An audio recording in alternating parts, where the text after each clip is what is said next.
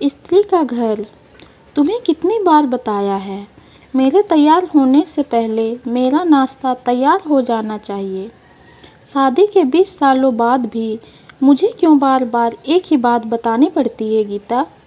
तुम्हें क्या है, तुम तो आराम से घर पर रहोगी, मुझे काम पर जाना पड़ता है। तुम हो कि हमेशा बेवकूफ़ों जैसी हरकत करती हो। अगर तुम यह जानबूझकर करती हो तो याद रखना, मुझसे बुरा कोई नहीं होगा। आज भी मोहन का पारा चढ़ा हुआ था। इन कटु शब्दों में अपना गुस्सा उतारते हुए, गीला तौलिया कुर्सी पर फेंकते हुए, मोहन गुस्से से गीता की तरफ देखने लगा। गीता के लिए मोहन का यह बेवजह का गुस्सा कोई नई बात नहीं थी। वह महीने में 3-4 बार ऐसे ही गीता पर बरस पड़ता था।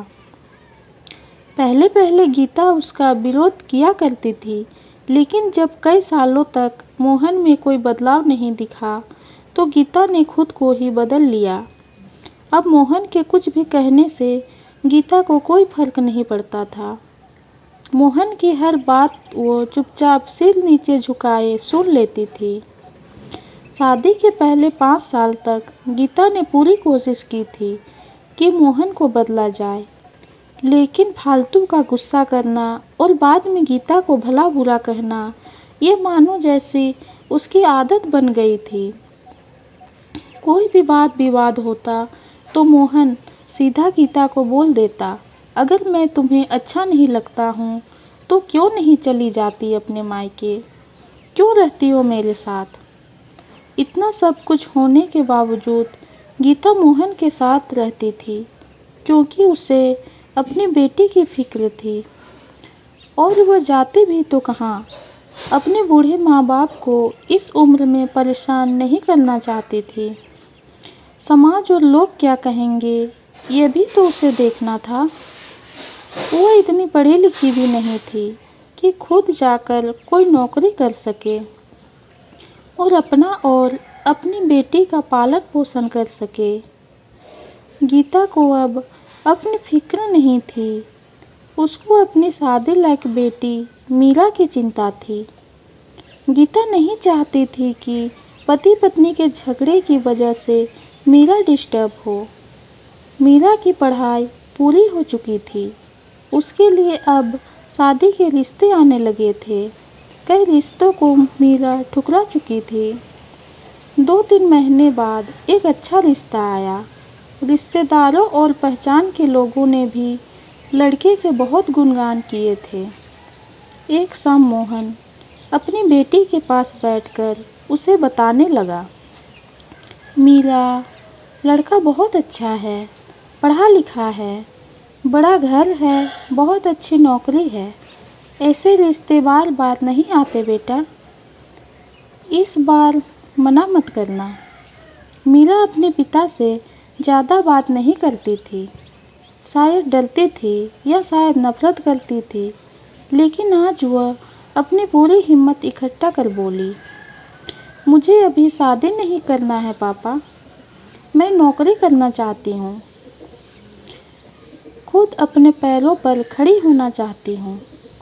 हाँ तो उसमें क्या बड़ी बात है, मैंने लड़के से बात की है, वह तुम्हें किसी बात के लिए नहीं रोकेगा।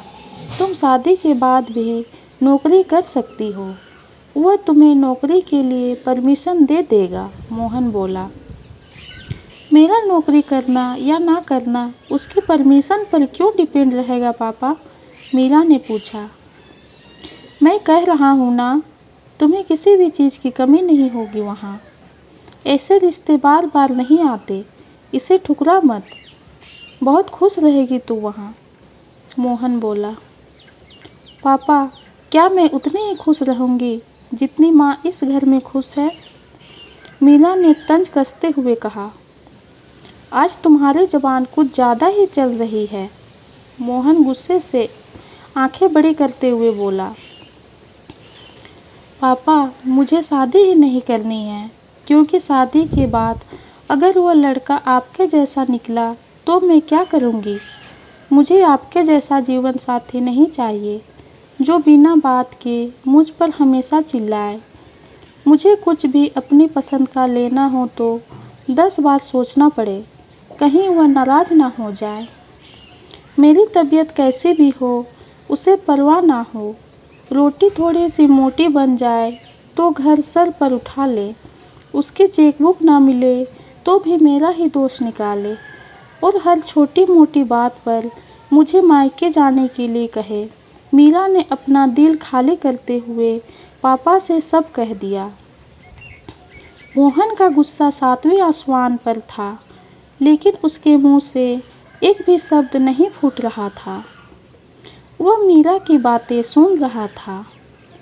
मीरा उतना ही बोलकर चुप नहीं हुई। आज पहली बार वह अपने पापा के सामने इतना कुछ बोल रही थी।